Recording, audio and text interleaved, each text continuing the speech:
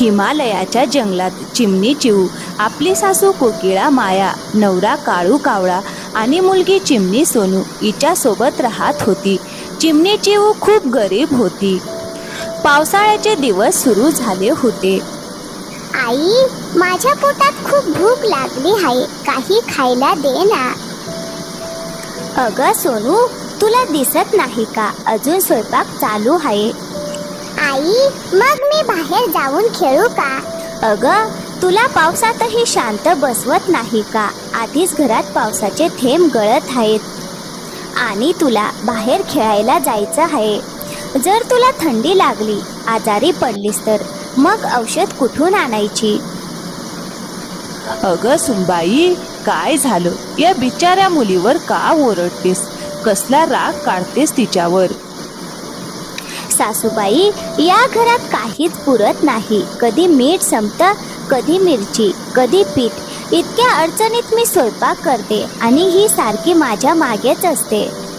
अगं सुनबाई, मुलीला ओरडून काय उपयोग होणार? त्यामुळे अडचणी कमी होणार आहेत का?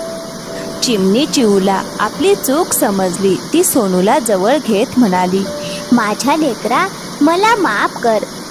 घरच्या सर्व अडचणींमुळे मी माझा सगळा राग तुझ्यावर काढते. तेवढ्यात काळू कावळा घरी आला. अहो, या जेवायला बसा. अहो, काय झालं? तुमचा चेहरा एवढा उतरलेला का आहे?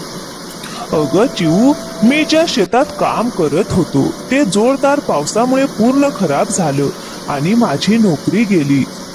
अरे मुला, तू काय बोलतोयस? आता आपलं घर कसं चालणार? माहित नाही आई, आता उद्यापासून मला नवी नोकरी शोधावी लागेल. हे ऐकून सगळे चिंतेत पडले. त्या रात्री सगळ्यांनी अर्धपोटी जेवण केलं आणि कसे बसे झोपायला गेले. मध्यरात्र झाली होती. पावसामुळे सोनू चिमुकली पुन्हा उठली आणि रडू लागली.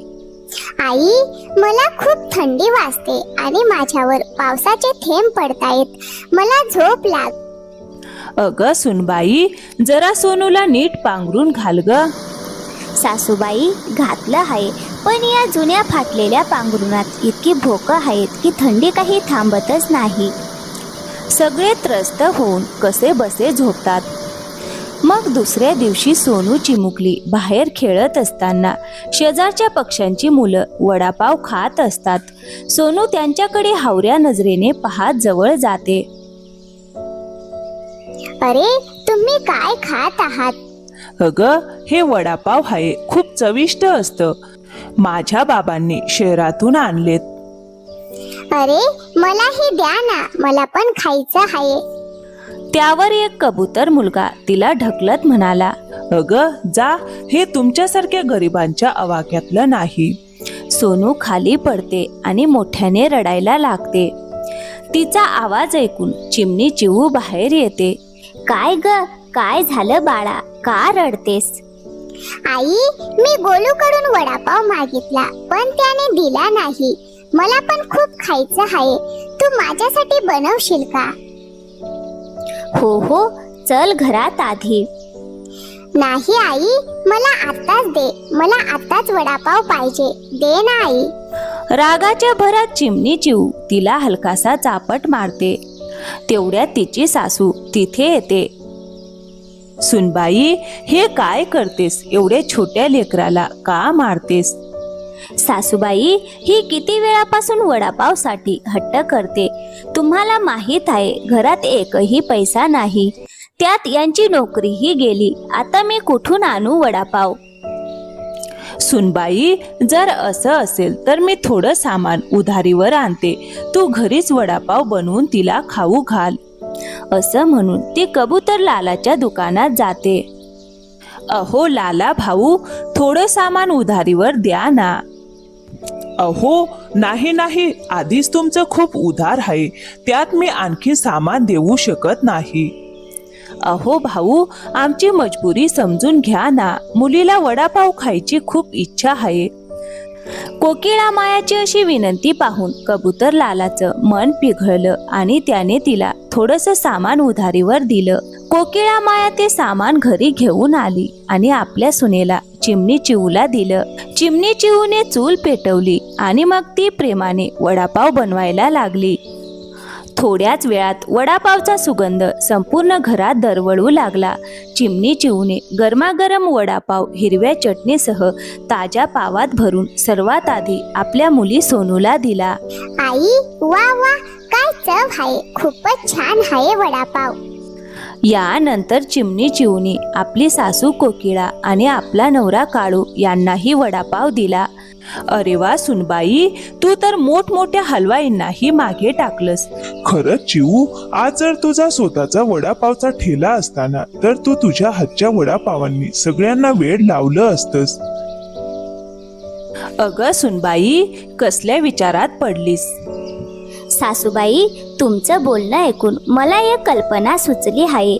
आपण दोघींनी मिळून वडापाव बनवण्याचा व्यवसाय सुरू करूया आणि जंगलात ठेला लावून विकूया. अगं सुनबाई, खूप छान कल्पना आहे. मी आजच जाऊन लालाकडून आणखीन थोडं सामान उधारीवर आणते. आपण उद्यापासूनच वडापाव विकायला सुरुवात करूया. मग दुसऱ्या दिवशी सासू सुना दोघी वडापाव बनवून ठेल्यावर विकू लागल्या.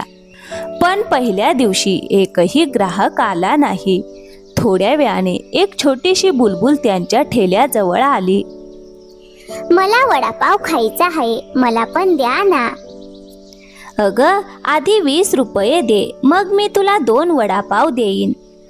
काकू, माझ्याकडे तर फक्त 1 रुपया आहे, त्यात 1 वडापाव द्या ना.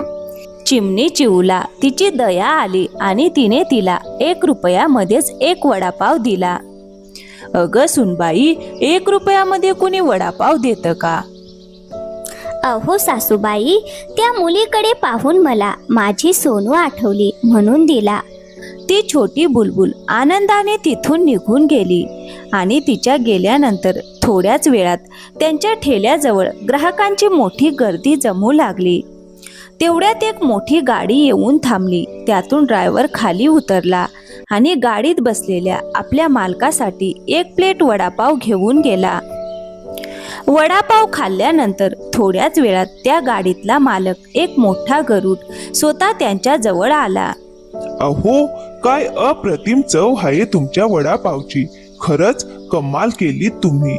मी इथे एका कामानिमित्त आलो होतो. पावसात गरमागरम वडापाव पाहून खायची इच्छा झाली, पण मला काय माहिती होतं की इथे मला मुंबईपेक्षाही चविष्ट वडापाव मिळतील.